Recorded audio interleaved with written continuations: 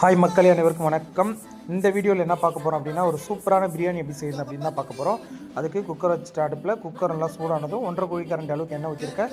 எண்ணெய் நல்லா சூடானதும் இந்த மசாலா பிரிஞ்சி இலை, சோம்பு, பட்டை, கிராம்பு, லவங்கம், ஏலக்காய் எல்லாமே சேர்த்து 4 வெங்காயம் அதோடு சேர்த்து நல்லா வதக்கிக்கிட்டாங்க. வெங்காயம் நல்லா பொன்னிறமாக வதங்கினோடனே தக்காளி ஒரு மீடியம் சைஸ் தக்காளி ஒரு 3 தக்காளி எடுத்திருக்கேன்.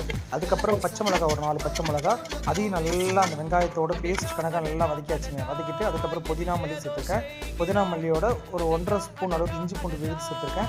அதையும் சேர்த்துட்டு நம்ம அலசி வச்சுருக்க சிக்கன் அதையும் சேர்த்துட்டு நல்லா எண்ணெயோடு நல்லா வதக்கியாச்சுங்க. ஃபுல்லாக வதக்கியாச்சு. வதங்கின பிறகு அதுக்கப்புறம் மசாலா சேர்த்துருக்கேன். என்னென்ன மசாலா சேர்த்துருக்கேன் அப்படின்னா, கரம் மசாலா, காரப்பொடி, பிரியாணி மசாலா, அவ்வளோதாங்க. இது 3த்தையும் சேர்த்து நல்லா அதையும் வதக்கியாச்சு. நல்லா வதக்கிட்டு அதுக்கப்புறம் ஒரு 1.5 ஸ்பூன் அளவுக்கு தயிர் சேர்த்துருக்கேன்.